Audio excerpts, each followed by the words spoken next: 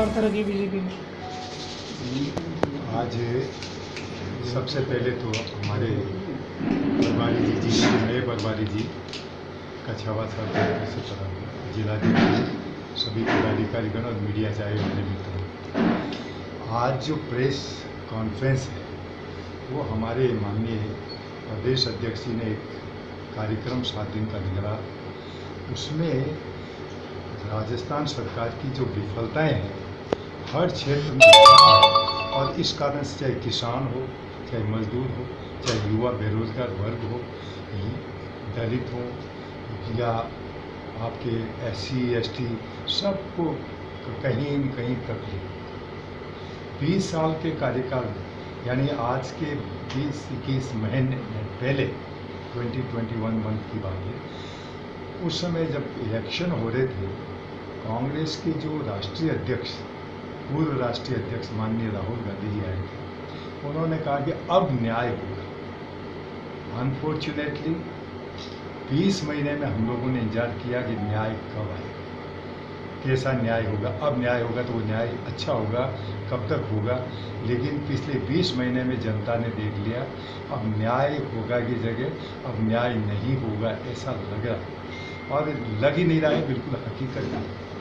सरकार हर मोर्चे पे विफल है, चाहे वो किसानों का मामला हो, चाहे युवाओं का मामला हो, चाहे आपका बिजली का आम जो व्यक्ति जिसके डोमेस्टिक जो इलेक्ट्रिक चार्जेस हैं, इनको लेकर के अभी जनता में हाहाकार। इवन मैं कई जगह पे गया था तो उन्होंने रिप्रेजेंटेशन दिया कि why don't you raise your voice in the government. तो हमने यही कहा कि उचित जगह आने पे हमारी पार्टी निश्चित रूप से कार्य कर रही है, और इसके लिए आज की जो पूरे राजस्थान में डिस्ट्रिक्ट हेडक्वार्टर और डिविजनल हेडक्वार्टर से प्रेस कॉन्फ्रेंस करके हम लोग पूरे इनकी कमियां जो सरकार 20 महीनों के अंदर जो काम नहीं कर पा रही है, और हमारी उनसे बहुत ज़्यादा अपेक्षाएं भाई गवर्नमेंट को काम करना चाहिए, एक सुशासन देना चाहिए, वो नहीं दे पा रहे हैं। उनको हम जनता के माध्यम से जनता की भावनाओं को मुख्यमंत्री और सरकार और सबको बताना चाहते हैं कि दीज आर द प्रॉब्लम्स। उसमें आप देखेंगे ये कहते हैं न्याय होगा। सबसे पहले तो मैं आपको बिजली वाला ही बताना चाहूँगा। पिछले 20 महीने के अंदर 70 पैसे से ज़्यादा प्रति यूनिट पैसा हर एक पे बढ़ गया, चाहे डोमेस्टिक हो चाहे वो कॉमर्शियल हो, उन सब के बढ़ा दिया। आज कोरोना काल चल रहा है, जहाँ 75,000 से ज़्यादा राजस्थान के अंदर कोरोना के पॉजिटिव पाए जा रहे हैं। हमें सबको सतर्क रहना पड़ेगा। और ऐसे भी समय में जब यानी मार्च 22-23 मार्च से लॉकडाउन चालू हो गया पहले से, और वो मई तक एग्जैक्टली लॉकडाउन कंप्लीट रहा, बाद में अनलॉकडाउन भी स्टेजेस में आया। तो ऐसे समय में जब 3-4 महीने से कोई आदमी काम नहीं कर पाता था, किसी प्रकार का व्यवसाय नहीं कर पाता था, उस समय गवर्नमेंट के द्वारा बिजली की दरें बढ़ाना और स्पेशली डोमेस्टिक दरें बढ़ाना बहुत अहितकारी है। जनता में इसको लेकर के आप स्वयं मीडिया वाले हमसे ज़्यादा मिलते हैं लोगों से, आपको स्वयं को पता है कि किस प्रकार से आम व्यक्ति की भावना गवर्नमेंट को जगाने के लिए, भाई व्हाट आर यू डूइंग, आप लोग क्या कर रही है, आपकी कांग्रेस सरकार क्या कर रही है। कि कांग्रेस सरकार के द्वारा जो बिजली की दरें इस समय जो बढ़ाई है, न केवल प्रति यूनिट ये बढ़ाया, बल्कि आप देखेंगे फिक्स चार्जेस, उसमें जितना फिक्स चार्जेस लेते थे उसका 12% और बढ़ा दिया। इसी प्रकार से फ्यूल चार्जेस वो बढ़ा दिया। तो ये बढ़ाने से, और देन आप कहते हैं इसको अलग बिल के साथ में आता है कि साहब आपका ये जो संस्थागत के दो उसको बिजली के जो मीटर लगा उस पर भी इन्होंने 2 से 5 हज़ार तक एक आदमी, और डोमेस्टिक से 1400 करोड़ रुपए का अतिरिक्त इन्होंने धन अर्जित करने की कोशिश की है। उपभोक्ताओं पे वजन डाल करके उपभोक्ताओं पे जाकर ज़्यादा पैसे में बिजली लेना, ये भी एक भ्रष्टाचार की तरफ इंडिकेट करता है। सबसे बड़ी बात है बिजली के मामले में देखेंगे, आप रेट बढ़ाए जा रहे हो, इसके साथ साथ में ये भी ध्यान नहीं है कि अघोषित कटौतियाँ चल रही हैं। मन चाहे जब रूरल एरिया के अंदर आप कटौती कर देते हैं, जिससे किसी को बेचारे या घोषित हो तो ये तो पता रहेगा कि बिजली जाने वाली है, हमें रिपेयरिंग हो रही है या और कुछ हो रहा है, लेकिन अघोषित कटौती चल रही है। डोमेस्टिक है, देखो काश्तकारों के तो VCR बढ़ते ही हैं, ये जो विजिलेंस कमी जो इनकी आती है टीम से, दे हमेशा लाखों रुपए का बढ़ जाती है ट्यूबवेल वाला। लेकिन डोमेस्टिक वाला यदि गलती से उसने 2 महीने पहले लेटर लिखा है कि भाई आपका मीटर नहीं चल रहा है, कृपया इसको सुधारने की कष्ट करें, और वो सुधारने की बजाय आते हैं फ़ोटो लेकर के किसी के 50,000 किसी के 40,000 की रिसीव हो जाते हैं। दैट इज़ रॉन्ग, गलत है। जबकि वो अगला आदमी आपके रिकॉर्डेड प्रूफ दे रहा है कि भाई मैंने तो आपको सतर्क कर रहा हूँ, मैं आपको अब बार बार यदि मैं धंधा करूँ या आपको रोजाना जगाने के लिए, तो ये बिजली को लेकर के जो आम लोगों में हाहाकार मचा इसको लेकर। और अभी सोशल मीडिया में, कल ही हमारा 28 तारीख को सोशल मीडिया में हल्ला, इसका मतलब ही ये कि सोशल मीडिया के मार्फत गवर्नमेंट को जगाओ। और इसमें प्रदेश अध्यक्ष लगा कर भी हमारे कटारिया जी जो सदन में विपक्ष के नेता हैं, उपनेता राजेंद्र सिंह राठौर हैं, इन लोगों ने भी काफ़ी कल सोशल मीडिया में, और इवन छोटे से छोटे कार्यकर्ता तक अपने सोशल मीडिया के अंदर हल्ला बोला गवर्नमेंट को। आज ये प्रेस कॉन्फ्रेंस है, और परसों जो 31 तारीख है उस दिन हमारे मंडल स्तर पर बिजली के खिलाफ में सब जगह ज्ञापन देंगे, और इवन जो मंडल के पदाधिकारी और जनता है वो जाकर के JEN AN के दफ्तरों के सामने ज्ञापन देने जाएंगे। इसी प्रकार से 2 तारीख को सब डिविजनल ऑफिस के सामने, SDM ऑफिस के सामने धरना प्रदर्शन देकर के ज्ञापन देंगे, और 4 तारीख को हम लोग जिला कलेक्टर के लिए ज्ञापन देंगे हर जिले में। तो ये एक कार्यक्रम 4 तारीख का तक रखा गया था। उसमें पहला जो है मैं आपको बताया बिजली, सेकेंड अब मैं बताना चाहूँगा किसानों का। न केवल बिजली से आम जनता ही हाहाकार है, यानी बिजली में 1,30,000 1,30,00,000 उपभोक्ता बड़े प्रभावित डोमेस्टिक। इसी प्रकार से किसानों के अंदर, अरे बाबा अब न्याय होगा, और न्याय होगा में घोषणा भी कर दी इलेक्शन से पहले। हमारी गवर्नमेंट बनने के बाद में हम 10 दिन के अंदर किसानों के कर्जे माफ़ कर देंगे, 10 डेज़ के अंदर। वो आज 10 दिन की जगह 20 महीने से ज़्यादा टाइम गुजर चुका है। आज भी करीब 22-23 लाख किसान परिवार ऐसे हैं जिनका कोई कर्जा माफ नहीं। कभी कोऑपरेटिव बैंक के चक्कर काटते हैं, कभी वाणिज्यिक बैंक के चक्कर काटते हैं, कभी और कहीं कटवाते हैं, लेकिन उनका कोई कर्जा नहीं। दूसरा, हमारी सरकार जब थी, माननीय वसुंधरा जी मुख्यमंत्री थी, उस समय किसानों में आकस्मिक कोई काम करते हुए डेथ हो जाती थी, उनकी एक तरह से 10 लाख रुपए तक का उनको सहायता दी जाती है। लेकिन आज 10 लाख ऐसे परिवार हैं जो बिना किसी बीमित रह गए हैं, क्यों बीमित चिन्हित कंपनी हैं, वो उनको बीमा करनी भी, इस कारण से उनको नुकसान है। तो इस तीसरा, किसान का हाहाकार करना एक वाजिब है।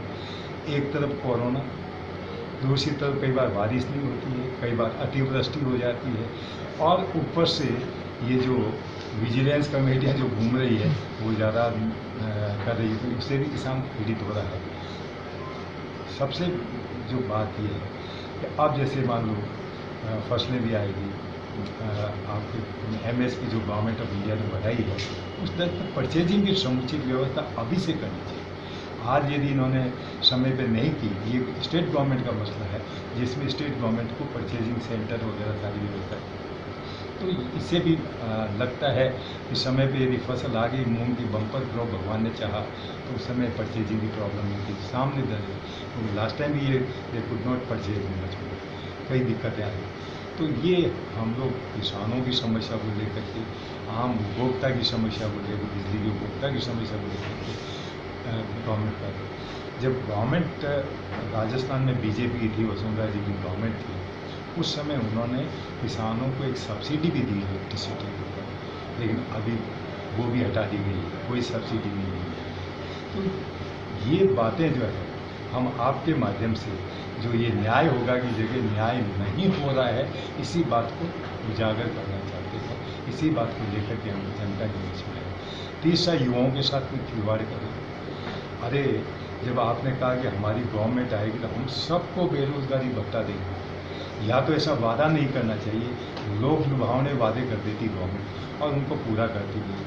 आज लाखों बच्चे बेरोजगार बैठे हैं, उसमें से पहले बजट के अंदर घोषणा की थी हम 1,10,000 लोगों को नौकरी देंगे। दूसरे बजट में घोषणा करी 1.26 लाख 1,26,000 लोगों को रोजगार देंगे, लेकिन अभी तक कुल 16,000 बच्चों को रोजगार दे पाए हैं 20 महीने के अंदर। तो 2 बजट की जो घोषणा है वो अभी घोषणा मात्र हुई है, लेकिन उनको जॉब नहीं मिली। लाखों बच्चे बेरोजगार बैठे हैं, उसमें केवल मात्र 70,000 बच्चों को बेरोजगारी भत्ता मिला है पूरे राजस्थान के अंदर, जो ऊँट के मुंह में जीरे के समान। तो ये गवर्नमेंट को वादा करने से पहले या किसी प्रकार का लोक लुभावना वादा, इलेक्शन वादा करने से पहले पार्टी को सोचना चाहिए। वो इन्होंने किया नहीं, अभी पूरा नहीं कर। इससे युवाओं में भी बहुत ज़्यादा नाराज़गी। जहाँ भी युवा मिलता है वो यही कहता है कुछ हो ही नहीं रहा है, हमारे ने बेरोजगारी भत्ता दे रहे हैं, न हमें कहीं सर्विस के लिए, न कोई प्राइवेट सेक्टर, क्योंकि अभी कोरोना और ये काल ऐसा चल रहा है जिसमें प्राइवेट सेक्टर से भी हमारे पास में रोजगार के चांसेस कम हैं। तो ये निश्चित रूप से सेंट्रल गवर्नमेंट ने अभी जितने भी बाहर से जो दिए उसमें ये जो आत्मनिर्भर भारत के तहत 50 लाख लोगों को फायदा देगा। इसी प्रकार से नरेगा के अंदर यानी एडिशनल जो 40,000 करोड़ का बजट है उसका फायदा हुआ। गाँव में आज जो लोगों को नरेगा में रोजगार मिलता है, जो माइग्रेटेड लेबर है उनको रोजगार मिलता है। तो ये सेंट्रल गवर्नमेंट ने निश्चित रूप से कर दिया। सबसे एक और दिक्कत है स्वास्थ्य के क्षेत्र में भामाशाह योजना चलती है। आज जिसको पूछो भामाशाह योजना बंद कर, आप बंद करना तो इजी है, लेकिन उसका भाई अच्छा कार्य हो रहा था, लोगों को इससे स्वास्थ्य 3 लाख रुपए तक लोगों को मिल रहा था। देन उसके बाद में गवर्नमेंट ऑफ इंडिया ने, मैं कई दिनों से चला रहा हूँ, I requested the state government आपसे कि भाई आपको तो जमीन पैसा भारत सरकार दे रही है 5 लाख प्रति परिवार के हिसाब से, ये इसमें योजना की जो बात हो रही है, आयुष्मान भारत के तहत, तो उसमें why don't you get the benefit, why don't you benefit your people under this scheme, लेकिन गवर्नमेंट उसको भी लागू नहीं करती। इससे क्या है कि स्वास्थ्य के क्षेत्र में गवर्नमेंट ऑफ इंडिया पैसा दे रही है उसका, क्योंकि ये केंद्र सरकार बीजेपी की है, इसलिए हम उसका कैसे योजना लागू करते। आज स्टेट को फायदा, क्योंकि बिना सेंट्रल गवर्नमेंट के एक दूसरी गवर्नमेंट को एक दूसरे को हेल्प करनी चाहिए। जहाँ विकास का मामला हो, जब पब्लिक का मामला हो, पब्लिक एट लार्ज बेनिफिट हो रही हो, उसको बाकी स्टेट भी लागू कर रहे हैं। तो इस प्रकार से जो चल रही थी उसको बंद कर दिया और नई वाली लागू नहीं कर रहे, तो इससे लोगों को काफ़ी परेशानी है। तो ये आपके स्वास्थ्य के क्षेत्र के अंदर आप और भी जो क्षेत्र है, जैसे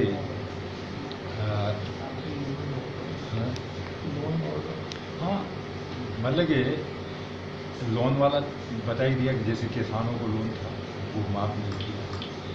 तो किसान हो, चाहे आपका युवा वर्ग हो, चाहे आपका ये बिजली का मामला जो आम उपभोक्ता हो, चाहे आयुष्मान भारत हो, इसी प्रकार से मैं कई ऐसे क्षेत्र हैं। जैसे मैं अपराधों का मामला लेना चाहूँगा। पिछले 20 महीने के अंदर जो अपराध की गति बढ़ी, चाहे वो बलात्कार के मामले हो, चाहे वो लूट के मामले हो, चाहे वो आपके ये मर्डर के मामले हो, चाहे वो SC/ST के प्रति अन्याय और अत्याचार के मामले हो, इनमें बहुत ज़्यादा बढ़ोतरी हो, यानी 20 से 30% तक कईयों में बढ़ोतरी हो। और कई में तो अभी एक मई और अप्रैल का हमने एक तुलना कर रहे थे, तो उसमें 80% बढ़ोतरी जो आपके केस दर्ज हुए।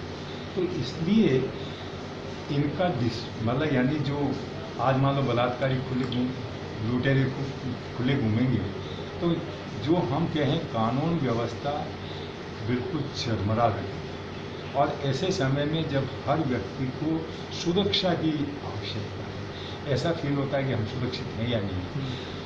तो आप अपने ज़िले का देखिए, बाजोली जो गांव है वहाँ पर अभी जो इसी अगस्त के महीने में घटना घटी। तो इस प्रकार से जो घटनाएं घट रही अपराधों की, इससे आम व्यक्ति चिंतित है। और हम ये बताना चाहते हैं कि इनकी सबकी चिंता वाजिब है, क्योंकि सरकार की जो कानून व्यवस्था लचर पे आ गई है। इन्होंने ये कहा था कि हम बिल्कुल सुशासन प्लस पुलिस जो है आम व्यक्ति में विश्वास और न्याय दिलाए, लेकिन अभी ये हो रहा है आम व्यक्ति में विश्वास ही पैदा नहीं कर पा रहे, क्योंकि इनके द्वारा जो अपराधों पे कंट्रोल नहीं करने से अपराध बढ़ गए हैं। पिछले जो 20 महीने में अपराधों के जो मामले राजस्थान में आए हैं, फिगर्स आप देखेंगे तो इलाजमी फिगर्स है, तो ये अपराधों का मामला है। आपके पंचायतों का देखिए, अरे भारत सरकार पैसा दे रही है, केंद्र सरकार और राज्य सरकार का जो फाइनेंस कमीशन है, अनुदान जो पंचायतों का किया गया था, केंद्र सरकार और राजस्थान सरकार बाकायदा देगी इनको पैसे, और 73वें संविधान संशोधन के अनुरूप इनको बाकायदा अपने डेवलपमेंट, रूरल डेवलपमेंट के लिए पैसा है।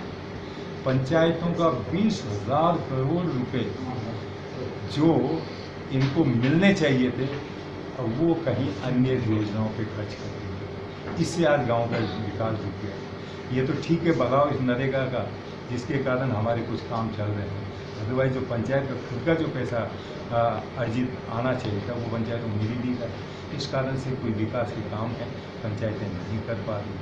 तो पंचायतों के काम जो 73 संविधान संशोधन में ये था, 73 और 74 में, कि लोकल बॉडीज रियली दे बहुत कहता है लोकल गवर्नमेंट, यानी थर्ड गवर्नमेंट जो है स्थानीय सरकार के रूप में काम करेगी।